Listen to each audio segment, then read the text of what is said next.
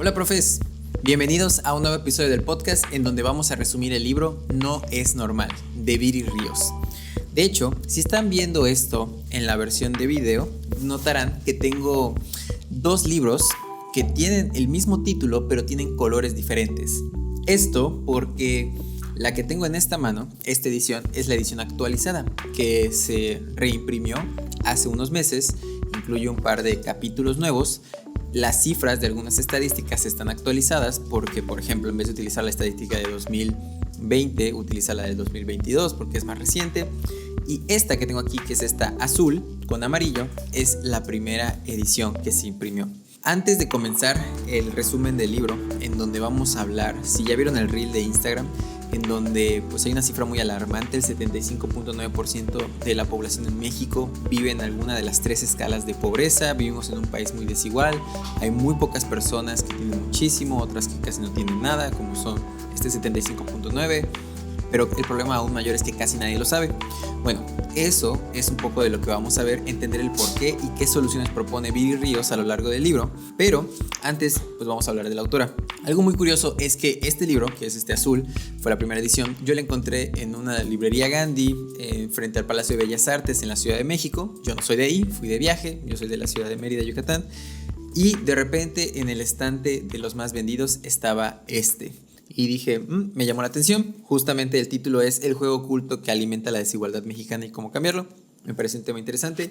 Me lo compré y me lo terminé a los 2 días estando en el viaje. Tenía un poco más de tiempo disponible y la verdad es que me pareció muy bueno. Y de ahí pues encontré que Viri Ríos pues, también tenía una cuenta de Instagram y publicaba contenido periódicamente. Es periodista, entonces también publica artículos.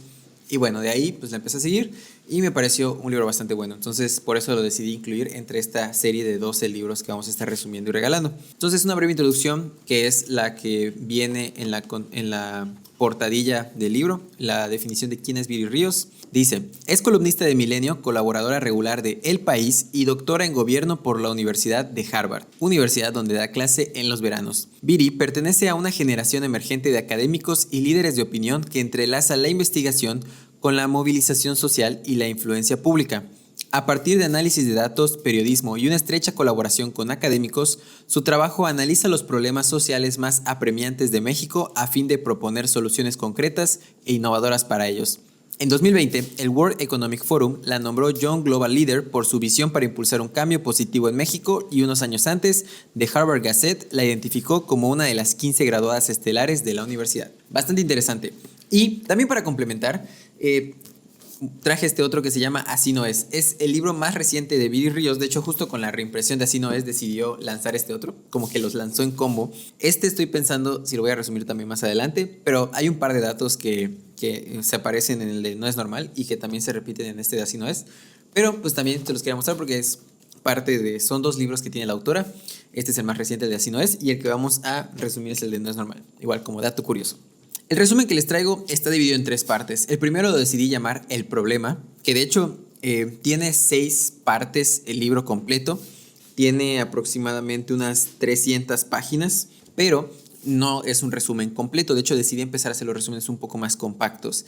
Y la información la reorganicé de manera que pues, fuera más interesante y un poco más clara para personas que están interesadas en temas de la educación, y hay temas que sí son muy buenos y por eso te recomiendo leer el libro y comprarlo y leerlo, pero para quienes nada más quieran conocer las ideas más interesantes, si eres un maestro o si eres un estudiante o eres una persona interesada en mejorar la educación, hay varios temas de este libro que nos va a interesar y por eso decidí dividirlo en 3 partes. La primera parte se llama El problema, que es donde hablamos de cuál es la situación o la radiografía actual de México, cuál es esta realidad que no estamos viendo y que muy pocas personas conocen. Después está la segunda parte que se llama el 0.8%, que es donde hablamos de este porcentaje de personas de clase alta, que es solamente el 0.8% de personas en nuestro país. ¿Cuál es el problema con estas personas? Y después una parte que se llama sueldos, en donde hablamos de las empresas, de por qué realmente a los empleados o a los colaboradores se les paga tan poco, cuál es la razón detrás de esto o por qué no se les ha subido el sueldo. Y también vamos a hablar de un capítulo que se llama Mejores trabajadores, peores trabajos. Vamos a comenzar con el problema. El primer capítulo, que de hecho es el último capítulo del libro. Decidí comenzar por el final. Se llama No es normal. Es como el capítulo estelar y tanto en la primera edición como en esta más reciente, el último capítulo del libro es este. Nace de un ensayo que años atrás Viri había publicado, junto con, no me acuerdo si el New York Times o El País, uno de estos dos periódicos bastante prestigiosos en el mundo. El ensayo se llamaba No eres clase media, en donde hablaba de cómo muchas personas creían ser clase media cuando en realidad pues, eran clase baja. La gran mayoría de las personas en nuestro país viven clase baja. Entonces, básicamente es la esencia de este capítulo y lo decidió convertir en el último capítulo de su libro, que toma el título que es No es normal. De aquí, la idea que me parece más interesante, yéndonos directo a la cifra, es que el 75.9% de la población en México vive en alguna de las 3 escalas de pobreza. Y cuando leí esto, me pareció brutal.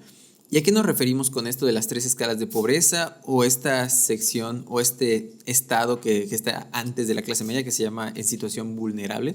Y es que si tú te pones a pensar, o sea, a ti te preguntan, ¿eres clase media o eres clase baja? Lo más probable es que creas, o según estadísticas, que de hecho lo publica en el libro de Así no es, según encuestas que ha realizado la misma Viri, la gran mayoría cree ser clase media. Pero en realidad la gran mayoría está en clase baja.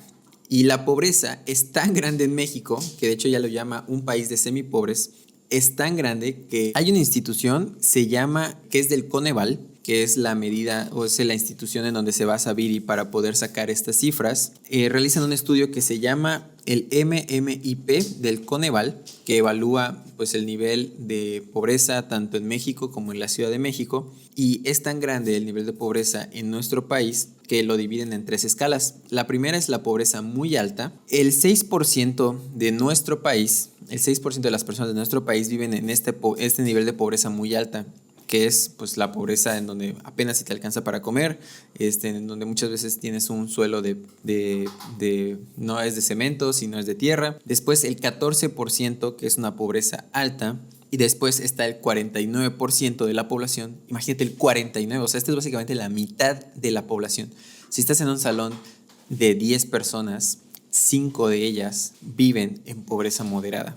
Entonces, el 49% vive en pobreza moderada. Pobreza, ¿qué es? Que te cueste trabajo llegar a fin de mes, que no tengas dinero suficiente para cubrir alguna de las necesidades básicas. No solamente son los ingresos, sino es poder cubrir necesidades básicas como lo son en servicios médicos, pueden ser también de entretenimiento, vestimenta, alimentos, entre otras cosas. Entonces, estamos sobreviviendo y no necesariamente viviendo bien. Entonces, sumando el 49 más el 14 más el 6, tenemos aquí el 69% de la población. El 69% vive en pobreza. Sí o sí es pobreza. Pero después, aquí es algo que me rompió la cabeza. Antes de la clase media, nosotros creemos que existe la clase pobre y la clase media. Pero nuevamente estamos tan mal en nuestro país que existe un punto medio entre ser clase media y ser pobre, que se le llama vulnerables. Son personas en donde actualmente el 16% de la población vive en esta situación de vulnerabilidad. Es decir, no están en pobreza porque pueden tener un buen sueldo, pero lo que los hace estar en esta situación de vulnerabilidad es que si dejaran de trabajar, caerían en pobreza. Si por alguna enfermedad imagínate que sufres un accidente, que te pasa a ti, y dejas de ir al trabajo 1, 2, 3 meses por no generar ingresos y por vivir al día, caes en esta situación de pobreza. Entonces no llegan a ser clase media, sino que están en clase pobre, clase baja. Y después está la clase media, en donde actualmente es el 15% de los hogares en México. Solamente 15%, si estás en un salón con 100 personas, solo 15 de ellas son clase media. Y después está la clase alta, que es un 0.8%. Ni siquiera llega a ser el 1%, es un 0.8%. Algo curioso es que ¿cómo puedes saber que eres clase media? La verdad es que hay varias maneras de medirlo y justo en el capítulo completo de No es normal, pues básicamente la mitad es tratar de definir qué es clase media. Pero la manera más sencilla, y aunque no es completamente exacta, es que generes al menos entre unos 24,999 pesos, 25,000 redondeándolo, entre unos 25,000 pesos y 77,334 pesos al mes. Si en un hogar ganan más de 25,000 a 77,000 pesos, podría ser que seas clase media. Y para ser clase alta, normalmente el promedio es arriba de 1,000,000 de pesos. Si ganas arriba de 1,000,000 de pesos, es probable que seas clase alta. Y no sé qué haces viendo este video. Entonces de eso trata esta primera parte que vamos a ver del problema, en donde pues de entrada el problema es que vivimos en un país de semipobres, donde tantas personas, si dejaran de trabajar, caerían en pobreza o de plano ya lo están. Después nos vamos a ir al capítulo que se llama Más igualitario que Finlandia. Y comienza diciendo que vivir en Finlandia es vivir en uno de los países más igualitarios del mundo, y en realidad México está lejos de ser como Finlandia, y empieza a analizar parte del problema. Aquí, bueno, ya en el de no es normal vimos qué porcentaje, aquí ya empieza a desglosar cómo se ve este problema, esta situación de pobreza, y también cómo se podría solucionar. Dice que en México es común que a las escuelas públicas les falte dinero para los materiales básicos, que solo el 61% de las personas tenga acceso a servicios de salud y que el 19% sufra de un rezago educativo. Y dice que lo que pocos saben es que la igualdad en Finlandia no nació de manera espontánea, que no fue algo aleatorio y en realidad no siempre fue así. Y nos explica que pues hace muchos años era un país rural, aristocrático y con altos niveles de desigualdad de ingreso. En esa época, pues los finlandeses ricos eran como los mexicanos ricos de ahora. Se quedaban también con cerca del 29% del ingreso de todo el país. Pero hoy, Finlandia es distinto, en gran medida por la forma en la que cobran impuestos y los distribuyen mediante servicios públicos y programas sociales. De no ser por esto, Finlandia continuaría siendo muy desigual. Sin acciones como el cobro de impuestos y el gasto público sería tan desigual como Ucrania. Y aquí vamos a ver que a lo largo del libro la verdad es que un tema muy importante que habla es el tema de los impuestos. Hay varios capítulos, hay una sección completa dedicada a eso, pero decidí no profundizar porque en muchas ocasiones los maestros, al ser personas pues, asalariadas y estar en algo como la SEP, pues en muchas ocasiones no les toca interactuar con esto, pero pues si te gustaría profundizar más en las propuestas que ella hace, pues ahí te recomiendo nuevamente adquirir el libro. Y aquí nos da un par de datos contundentes. En México, nacer pobre significa quedarse pobre la gran mayoría de las veces. Y nacer rico, igual. De hecho, tiene una frase que dice, en México es casi imposible salir de pobre y casi imposible salir de rico. El 74% de las personas que nacen en pobreza se quedan en pobreza. El 74%. Y solo el 3% de la población que nace en pobreza alguna vez llega a tener un nivel de ingreso alto. Solo el 3%. El país no impulsa a los de abajo para que tengan las mismas oportunidades que el resto y más bien deja a los estratos medios a su suerte. En México cada quien sale adelante con sus propias uñas. Por eso los pocos casos de movilidad social que existen en nuestro país son fuera del ordinario, completamente normales. Y de hecho son por eso que luego les hacen historias, películas o salen en los noticieros. ¿Por qué México es tan malo para cambiar el futuro de las personas? Y aquí nos da 3 importantes razones y que dice que es urgente cambiar cada una. La primera es que el Estado mexicano tiene muy poco dinero para darle servicios públicos y oportunidades a su gente. Es un Estado flaco en términos económicos, con menos dinero en puntos del PIB que el promedio de los países de África subsahariana y la mitad de lo que en promedio se gasta en el mundo. De hecho, sé que parece difícil de creer, pero así es. Y a lo que se refiere con que el Estado no tiene dinero es que en realidad no cobra tantos impuestos como debería. Y esto desata un debate grandísimo porque hay un montón de personas que en su mayoría son empresarios que están en contra de pagar impuestos, pero en realidad Viri lo que nos menciona es que pues, las personas que actualmente viven en esta situación de pobreza, que ya vimos que es muchísima, más del 70%, la mayoría de las veces no tiene para ir a un hospital privado, sino que tiene que atenderse en uno público y es deficiente la atención y la calidad que te dan en uno público o las escuelas públicas, por ejemplo, de donde sale el dinero para darle mantenimiento y buena calidad de servicio a estas instituciones públicas como son las escuelas o los hospitales es de los impuestos. Después menciona que la segunda razón por la que México no logra reducir la desigualdad es porque el gobierno no tiene una estrategia para llegar a los más pobres. Entre los hogares del 10% más pobres de México, solo el 67% recibe alguna transferencia en efectivo como parte de un programa social. Esto significa que existen 1.2 millones de hogares en alta pobreza que no reciben transferencias. Y de hecho, la dificultad para llegar a los pobres se debe a que, si bien el gobierno dice que los programas sociales son universales, es decir, que supuestamente llegan a todas las personas, la realidad pues no es esa. Y es que en realidad las condiciones para acceder a estos programas, con frecuencia la gente muy pobre no las cumple. Por ejemplo, para acceder a las becas se tiene que ir a la escuela. Para acceder a los subsidios del campo se debe tener al menos un pedacito de tierra Y para acceder a los apoyos de jóvenes aprendices se debe tener acceso a un trabajo como aprendiz. Y Viri lo que propone es que para atender a los pobres extremos requiere programas verdaderamente no condicionados y grupos funcionarios especializados en buscarlos, afiliarlos y ayudarlos a acceder a los recursos. Esto requiere enviar recursos a las sierras, a las zonas rurales y todos los lugares más remotos en México. Y finalmente, una tercera razón por la que México no logra reducir la desigualdad es porque la mayor parte de la inversión pública se destina a los estados más ricos. Y es que solo el 35% del gasto en proyectos de infraestructura que se han realizado en los últimos 9 años ha sido para las entidades del sur del país, que son las más pobres, como por ejemplo Guerrero, Chiapas, Oaxaca o Yucatán. En cambio, el 38% se han concentrado en los estados del centro y en el sur el 53% de la población es pobre, mientras que en el centro solo el 39%. Y es que para Viri está claro, México no logra reducir la desigualdad porque no gasta lo suficiente en apoyar a los que más lo necesitan y porque el poco dinero que tiene no lo logra gastar ni en los de abajo ni en las zonas más pobres. Y si el Estado no gasta más ni mejor, México continuará siendo el país donde la cuna determina el ingreso de toda una vida. Y algo que es importante mencionar es que hay un par de mitos que los mexicanos creemos y que también esto impide que el Estado trabaje correctamente. El primero es que el Estado mexicano ya tiene mucho dinero y esta creencia dice que no es necesario darle más recursos porque ya tiene mucho dinero y que el único problema es que no se gasta bien, pero la realidad es que no. Y es que para que te hagas una idea, incluso las grandes obras de infraestructura que están construyendo este gobierno como el Tren Maya o la refinería Dos Bocas cuestan aproximadamente el 1% del presupuesto anual del gobierno mexicano durante el sexenio. El segundo gran mito es la idea de que los servicios públicos son de segunda, de mala calidad, indeseables y por ello siempre que sea posible se debe aspirar a hacer uso de servicios privados. Esto es muy evidente en la salud pública. Por ejemplo, el sistema de salud pública de México se ha convertido en aquel al que recurren las personas de bajos recursos y no la sociedad en general. Y ese es un gran problema porque justo las personas que tienen más ingresos, quienes son las que más podrían contribuir a crear un sistema de salud público eficaz y bien financiado, no quieren pagar impuestos por algo que desconocen, rechazan y estigmatizan.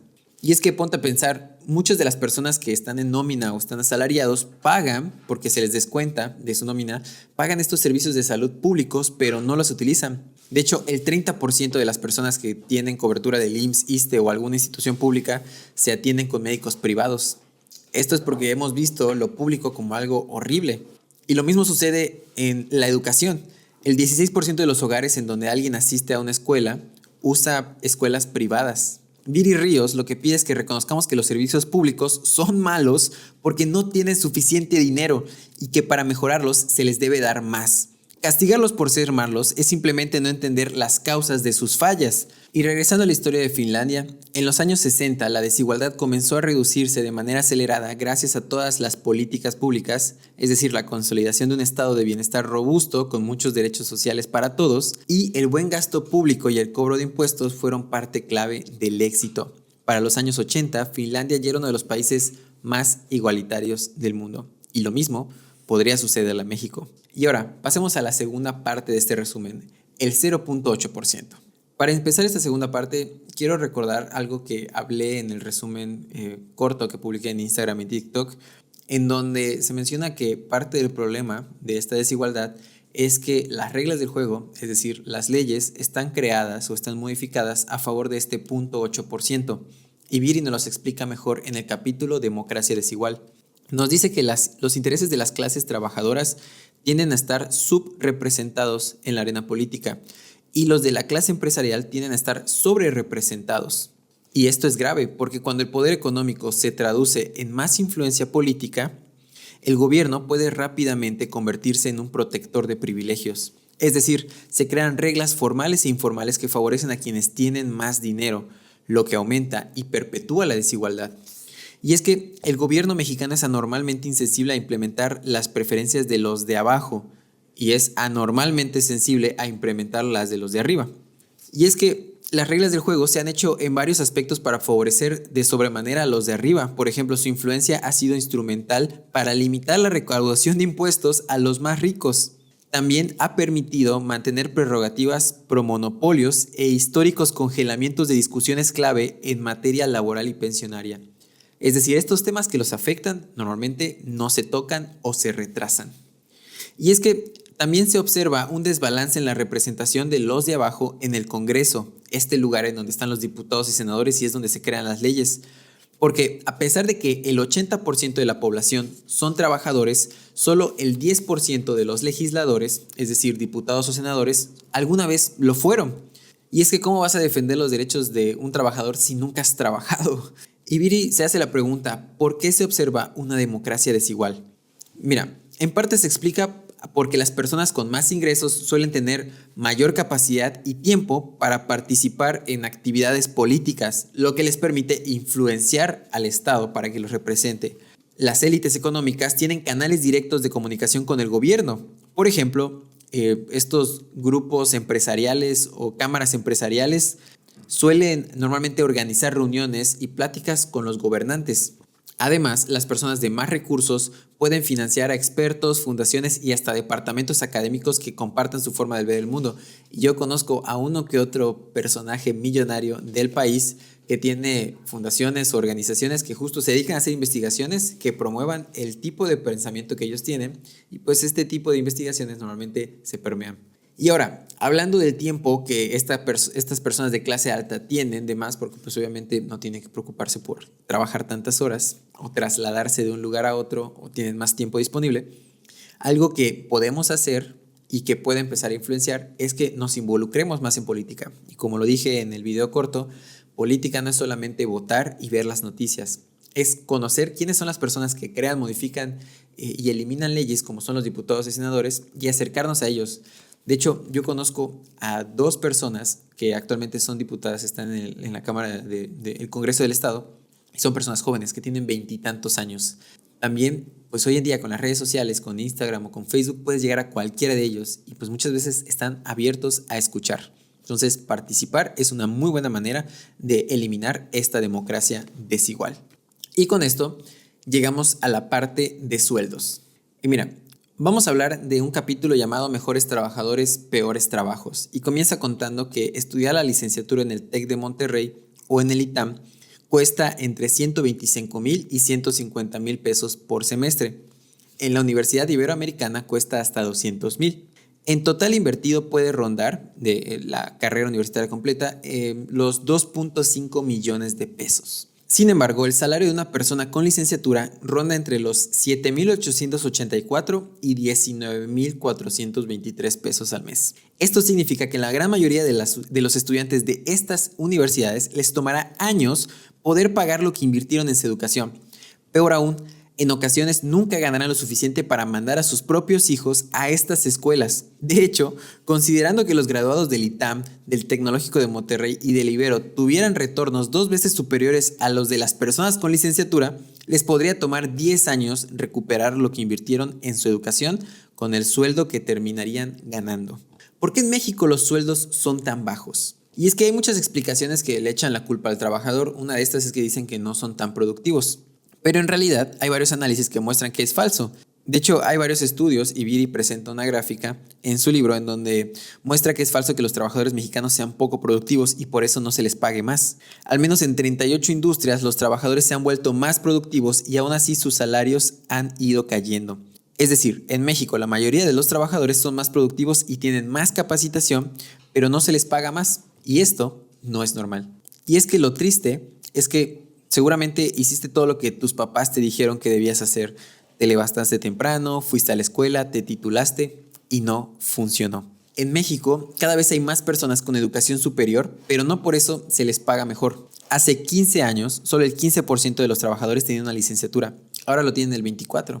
Hoy a un profesionista de licenciatura gana 27% menos de lo que lo hacía hace 15 años. A pesar de que hay más personas con licenciatura, estas personas ganan cada vez menos. La caída en el salario entre trabajadores universitarios es un escándalo debido a que derrumba el gran mito sobre el que se sostiene la clase media mexicana. La idea de que para tener un buen salario hay que estudiar más y que quien no tiene un buen salario es porque no está bien capacitado. El problema real es que los trabajadores, aun si son más productivos y educados, no han logrado presionar a los empresarios para que se les pague más. Esto se debe, y aquí hay una razón muy buena, a que no están organizados para demandar que sus aumentos en productividad se traduzcan en mejores salarios. Sin organización y desperdigados, los trabajadores no pueden demandar mayores salarios porque compiten entre sí en vez de apoyarse juntos para aumentar los sueldos de todos. Lo que los trabajadores necesitan para subir sus salarios no es solo ser más productivos, es tener el poder. Y aquí menciona algo interesante. Así como los empresarios tienen el salario mínimo como una referencia para saber cuánto es lo mínimo que pueden pagar, y normalmente muchos empiezan por ahí. Cuando entras a una empresa te dicen, ok, es el salario mínimo lo que vas a ganar, que termina siendo en México como 8,000 pesos aproximadamente, puede variar, pero por ahí va. Entonces, así como los empresarios tienen un salario mínimo para saber cuánto es lo mínimo que, por donde se puede empezar contratando a alguien, las personas que trabajan, los empleados, deberíamos tener una idea de cuánto se paga en cada empresa o cuánto es el máximo que se puede llegar a pagar para también poder negociar de que, ok, yo sé que se paga entre, pongamos un ejemplo cualquiera, entre 10,000 y 20,000 o entre 15,000 y 30,000. Entonces yo sé que con mis habilidades, porque sé que en tal empresa pagan tanto, haciendo tales tareas, yo sé que puedo cobrar tanto. Y entonces te acercas a las empresas que tú sabes que te podrían pagar bien.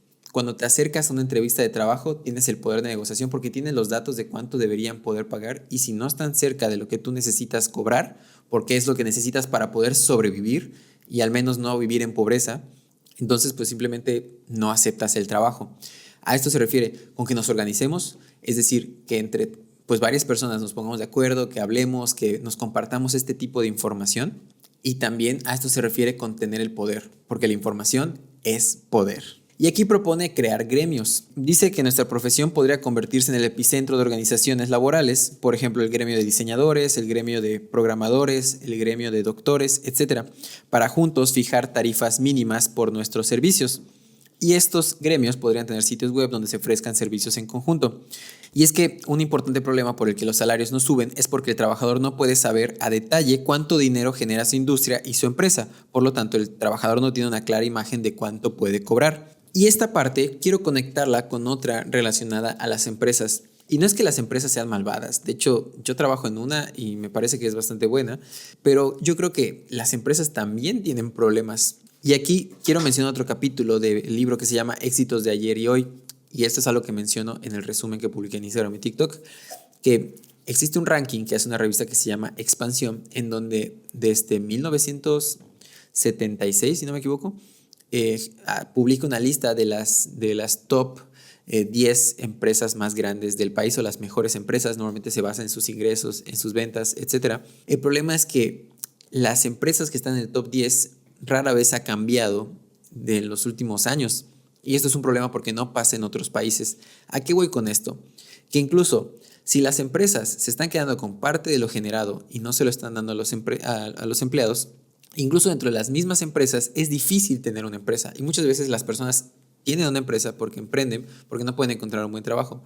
Pero cuando tienes una empresa, es complicado en un país en donde el top 10 sigue siendo casi el mismo en los últimos 20 años.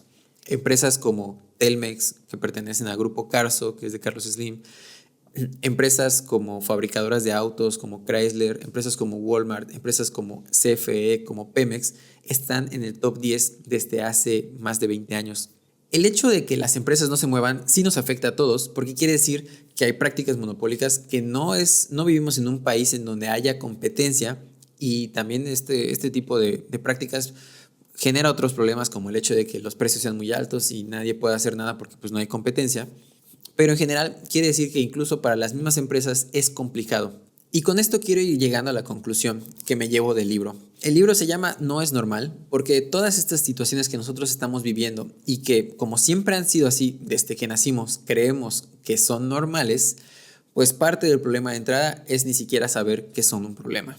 Entonces, leer el libro, o al menos escuchar este resumen, te hace abrir los ojos y darte cuenta de que no es normal las situaciones tan precarias en las que vivimos, o que las reglas del juego, las leyes, estén hechas para unos cuantos, que las empresas funcionen de cierta forma y que no hayan opciones de competencia en un país tan grande como el nuestro. Esa es la primera. La segunda es que te invita en todo momento a organizarse, a actuar, a acercarte a quienes crean, modifican o eliminan las leyes y exigir. La primera parte es informarnos para que la segunda sea exigir y actuar. Como leía en la introducción de quién es Viri, justamente menciona que pertenece a una generación emergente de académicos y líderes de opinión que entrelaza la investigación con la movilización social. Y esto es algo que me parece genial. La primera parte, que es la de investigación o análisis, pues ya la estamos teniendo en parte con esto, con leer el libro, con informarnos, con aprender o buscar de otras fuentes. La segunda es actuar. Entonces, el día de hoy, si tú eres maestro, invita a tus alumnos a que no se queden callados, a que no se queden conformes, a que participen en política. Este es un libro de política, porque política ya vimos que es más que solo votar. Y tú, si no eres maestro o simplemente eres una persona que estás interesada en cambiar pues, la desigualdad tan grande que vivimos y que nos afecta en México, acércate a personas que estén haciendo algo. Cuando veas que alguien esté luchando por ciertas causas que tú consideres que son importantes, acércate, participa y apoya, porque el luchar por estas causas no es solamente salir a marchar y puede ser una pérdida de tiempo, realmente es algo que necesitamos para poder empezar a cambiar las cosas en nuestro país. Y bueno, profes, esto ha sido todo por el resumen del libro No es normal. Espero que les haya gustado muchísimo. Recuerden que pueden encontrar este libro en muchísimas librerías. Viri Ríos tiene redes sociales y publica por ahí sus ensayos y también artículos. Me parece bastante bueno. Si les gustó, también deberían echarse un ojo por Así No Es. Y díganme qué les pareció. Escríbanme por Instagram o escríbanme en la comunidad de WhatsApp que tenemos por ahí. Y nos estamos viendo en el próximo resumen. Hasta luego, profes.